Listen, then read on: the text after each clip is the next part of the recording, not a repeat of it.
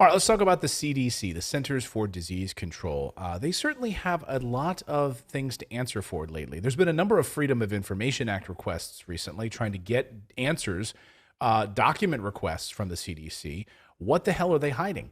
What the hell did they know? When did they know it? Why were they lying to the American people? What did the U.S. government know about it? And what did big tech know about their relationship with the CDC in all of this mess? So there's been a couple of really interesting developments over the past 48, 72 hours as it relates to the Centers for Disease Control. A couple of competing stories we're going to get to here.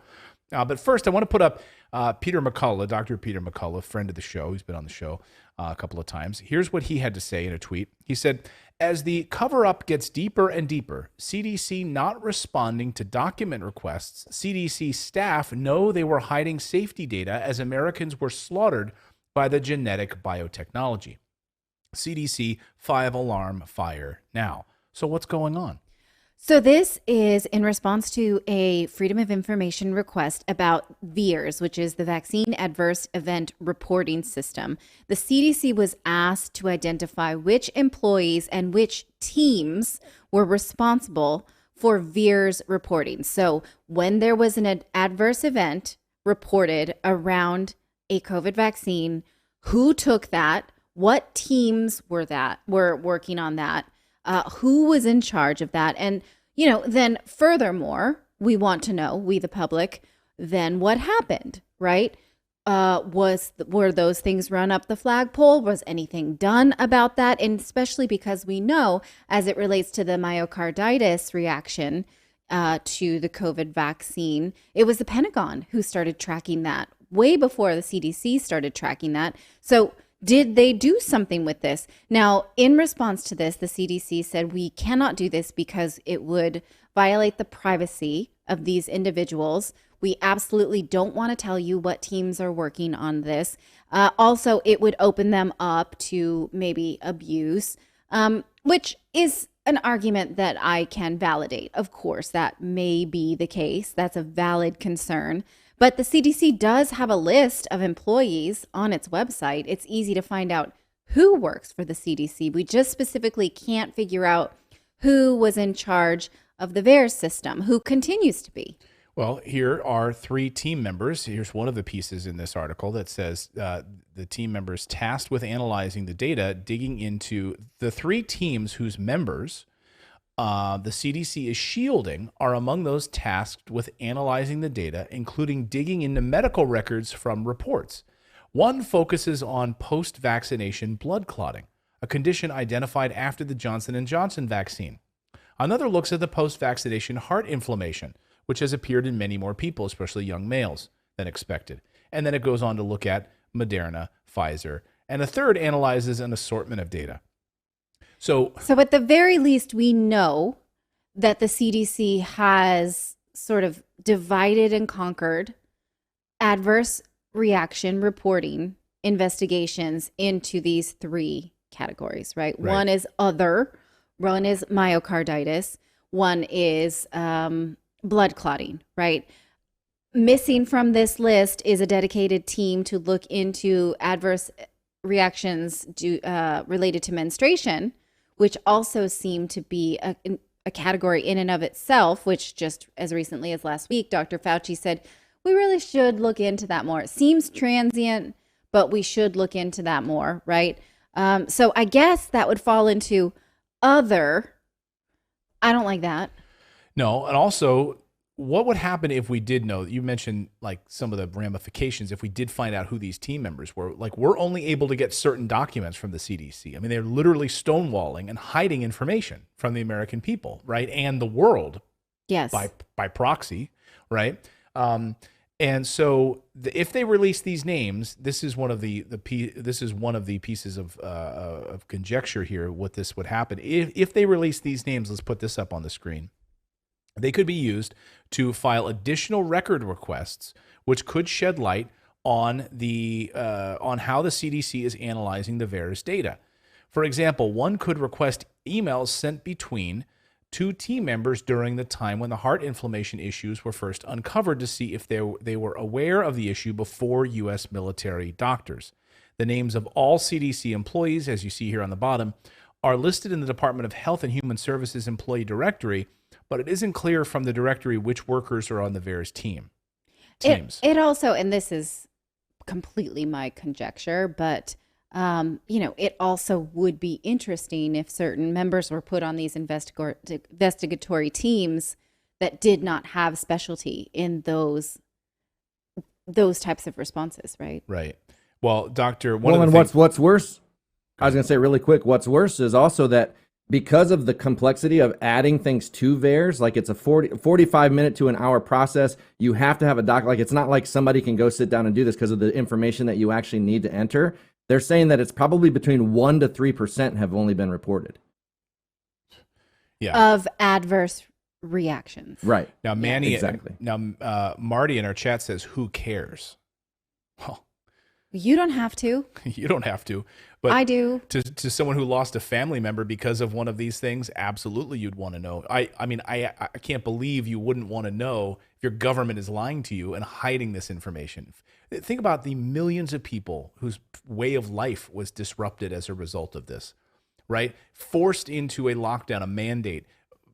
Small businesses that went under because they were told they had to do something, or even just jab mandates. The list is endless. Right. People who treated COVID patients who were nurses during the pandemic but refused to vaccinate themselves and lost their jobs. That person would care, right? Especially if that person was making an informed choice and there was data to back up a choice not to take the risk of vaccination, then yeah, that person would care very much. And we should care on behalf of those people, because especially if you were someone who supported mandated vaccination. Bobby in our chat says, you're an absolute fool if you do not care. Yes, I think most people who watch our show understand the complexity and the importance of this. If you don't care, then I have a monkeypox vaccine that I'm going to stick right up your butt. Right. That'll be the next thing. If you don't care about lockdowns and mandates and to see the destruction of children, I mean, we have an entire generation of children now for 2 years that were forced to wear masks in school and to go through the absurdity of virtual schooling. Think about how far back now these children are set. That's just one little piece of this monstrosity. Read Carol Roth's amazing book, The War on Small Business, how COVID restrictions and lockdowns destroyed small businesses in the United States and around the world in favor of big corporations, right? Literally changed the power structure of the world and the biggest transfer of wealth we've ever seen in world history. What is a bigger story right now? I don't know if there's a bigger story, right? Well, and when you line up all the pieces and you look at like how much power has been transferred and look at what they just gave the power they just gave the WHO. It's like if anything else happens, like a new pandemic or something, they've got total control over the entire world and the response. Exactly. So now with the WHO power, right, they're not even elected, right? So the United States has just ceded power to the World Health Organization, saying, yes, here you go. In the event of another pandemic, which I guess monkeypox is the next one on our agenda, right? Or maybe this long COVID variation, because President Biden's got it twice now in a week. So who knows, right? So now we're going to cede power to the World Health Organization that will be able to create their own currency. Forget the US dollar. They now have the power to solidify under one currency. They have world powers and can mandate lockdowns and everything else without even having to check in with the United States. We're going to do it because we're the World Health Organization. You already gave us power. Did you give them power? I didn't. I'm very confused by the president having COVID again, right? Because so many people continue to test positive past their diagnosis, and he's so recently diagnosed. He's had 4 vaccines, right? 3 or 4 now. Right. Plus he's taken this Paxlovid. Dr. Peter McCullough has a lot of thoughts on this, by the way. You should read his tweets on this. And I mean, what's interesting is where we live in Portugal, you don't have to retest. Once you've had a positive test and you are feeling fine, you don't continue to test yourself because they assume, right, that you may be you're not contagious anymore, but you've had it and now you have an extra dosage of antibodies. So I don't know. It's strange that we're talking about a second round of COVID. It seems he's just still suffering COVID. So on that point, we'll get to a little bit later. But Dr. Kelly Victory she was on the Drew Pinsky show, Dr. Drew Pinsky show, and she was asked, like, well, why should we care about this? Like, what does the CDC have? And basically says the reason the CDC is hiding information is because they are in deep shit. They've got a lot of stuff they don't want out there, and they are being backed up against a wall right now. And that's why you have doctors that are quitting the CDC, high-profile doctors who are saying, "Bye-bye, I'm leaving now. It was once a respected organization. I'm embarrassed to even say that I work there anymore. I'm leaving." So here's Dr. Kelly Victory basically showing Dr. Drew Lipinski what's up. This was a great interview, by the way. And she was like, "You don't know what you're talking about. Listen." Yeah, that's right. Exactly. Like, let's figure this out. But I don't understand why it's not being dealt with sense of urgency. Right. To me, it's like what they're saying is, this really isn't real. It's like, I maybe we are over-reporting it, but then publish something that tells me that that's the case. And I don't think that's what they're finding. I think it is because they're afraid of getting shut down by something. I don't know what they seem to be afraid of the truth always. I mean, obviously health is not a one-size-fits-all. So here's what I think. I think the reality is this. They know darn well it's the vaccines. And their ramifications, the repercussions of that are so profound. To come out and say now, whoops, after people have lost their jobs, lost their livelihoods, got kicked out of the military, weren't able to finish their educations, were forced, mandated in many cases to get these injections, to come back now and say, turns out we actually hadn't tested them. We never tested them on pregnant women or women of childbearing age. We never tested them on people with autoimmune diseases. We never tested them on people who are on X, Y, and Z class of drugs. We just gave them, again, broad brush, told everybody to get one, not only get one, get two, get three, whatever it is. I think the fallout, Drew, would be so profound that I'm just not sure they can get their arms around it.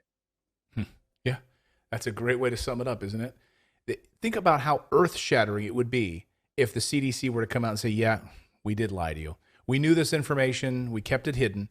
Yes. So that's the next round of the story. So that's the first piece. Like, why are they hiding and shielding employees who are on the VAERS system, right? And were the ones who were actively involved in monitoring the adverse effects, right? Because this could open up Pandora's box to new Freedom of Information Act requests when they're specifically asking for the people's names, right? We might actually get more documents, right? And isn't, by the way, the United States, we're talking about transparency, right? This is one of the things we hold from Kamala Harris and President Biden about Ukraine, right? Transparency of government, democracy. We're supposed to be the most transparent administration in history, right? And yet we're just going to lie to you and hide stuff from you. Go ahead, David. Well, and we got Pfizer was forced to be transparent with us by a court in Texas, and we got suspended for reading those documents. Like, yes. So even if the truth comes out, it's like you can't even talk about it. So if you're new to the show, our show got banned for a week on YouTube because we actually read from the CDC's website. No, from Pfizer's website. But they were published trials. It was published on the CDC's website. No, it was published. It doesn't matter. It was from an official. It was the actual documents. Yes. Wherever they were published, they were on the CDC's website. Which, I guess we can't refer you to that video any longer, but it... no, it was blocked and taken down. But we talked about a long list of adverse reactions that were reported by Pfizer's own trials, right? And presumably then sent to the FDA, sent to the CDC, as early as January of 2021. So just months into the administration. By that time, we'd only started vaccinating people December of 2020, right? So there were 2 months of data of adverse reactions, and the FDA proceeded then to continue to recommend these, right? So we have the right to ask, on what basis? Was it just because you didn't want to scare us and you thought that any kind of real data would discourage people from getting the vaccine? This is interesting information. So then why was there a goal, right? Why did you want us to not have this information? All of those things. Yes, very much. We care. Well, maybe we will find out too. Could it be what we'll find out If we reveal these names, could it be also the second part of this story is the trove of emails that the Daily Caller is reporting about that show how the CDC worked hand in hand with big tech companies to push inaccurate data, which is startling. Here's how Peter McCullough sums it up. He says, the CDC and social media worked hand in glove, propagandizing the false narrative. Masks. They're safe and effective. They reduce the risk of hospitalization and death. They protect others and reduce the spread. And so the Daily Caller reporting, the CDC worked hand in hand with big tech to control the COVID narrative, emails show. Here's the front page of the Daily Caller. They worked hand in hand with big tech to control the narrative, the emails show. So I'm going to read from this article, which is absolutely stunning.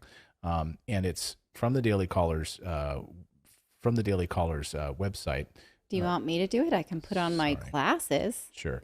Sorry. If you want. Yeah, this is from my notes here, but go ahead. You can read it. I can't. You can't? Okay. Actually. From the Daily Caller, the communications released after litigation over a Freedom of Information Act request reveal the CDC flagged posts that it deemed as misinformation to social media companies and also coordinated with the companies to promote its own sites. The CDC also held meetings with the companies and even provided verbiage for the companies to use in the fight against supposed misinformation. For instance, the CDC proactively flagged posts for tech companies, sending Twitter a chart showing posts that allegedly had misinformation and held be on the lookout meetings where the CDC could provide examples of what the government agency claimed was misinformation. With the social media company, according to internal agency emails first reported by the Washington Free Beacon.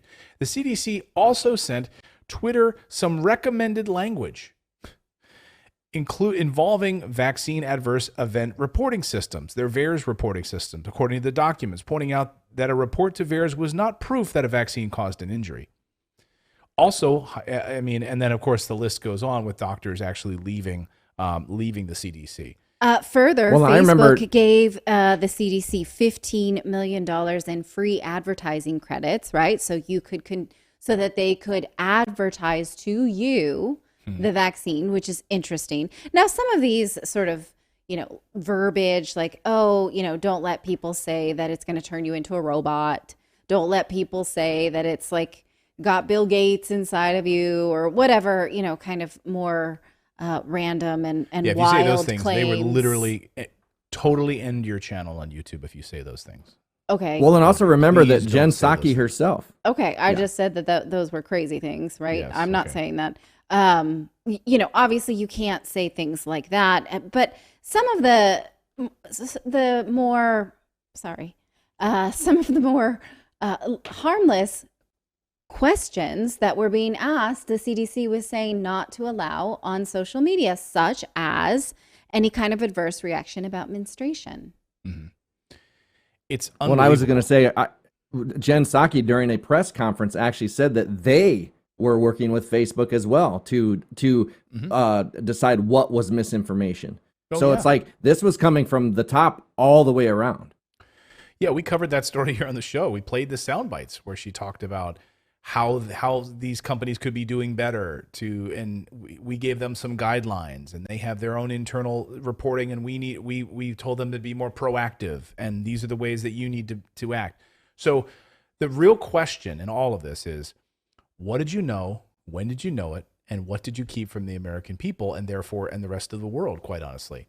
If the United States is one of the, certainly a beacon for freedom, right? And certainly pushing the huge piece of the World Health Organization, huge amount of funding for the WHO, of course, right? What did you know? When did you know it? And at what point did you decide to keep this from the American people? And that's what we would see from these emails. And who was punished why did you want for to hide asking it for relevant questions? Right. Yeah, David. Why was it being Well, I was just going to say, yeah, why would you want to hide it for 55 years? Like that right there, that alone shows you that there was because after reading the documents after they were released, then you understand why they want it hidden for 50 years, because that would have cut into their profits. Mm-hmm. Yeah, and you add on top of that the fact that we now know that these companies are frustrated that they don't know how to make money off of long COVID. They can't figure that out. So they're going to keep, coming up with other ways to make money. And by the way, they were just reported earnings. I mean, these guys have just made absolute bank. I mean, the profits that these guys have made have been unbelievable. 9 new billionaires created in the pharmaceutical industry during the pandemic. 9 brand new billionaires. Let's give it up for these guys. Yeah, let's do it. That's great information. I want to refer you to Honestly podcast with Barry Weiss, the most recent one called The Eternal Radical Idea about freedom of speech. I think says it better than I could about specifically why we need to maintain our rights to ask unpopular questions and voice unpopular ideas. And this is exactly one reason is you cannot ever pretend to know everything. You can't ever pretend to always be right. And when you shut down conversation like this, then we're never going to get the truth to make informed, like a democracy needs freedom of speech. And this is incredibly troubling. On a day when we found out today that we were banned on Facebook, like we went to go publish our live stream on Facebook today and they're like, you're not allowed to. We're like, what? I just see someone here, Brian in our chat says, Facebook has gone ban crazy. Yeah. Okay. Now they're trying to clean themselves up somehow. I mean, okay, good job. After you take billions of dollars in advertising revenue from these companies. Good.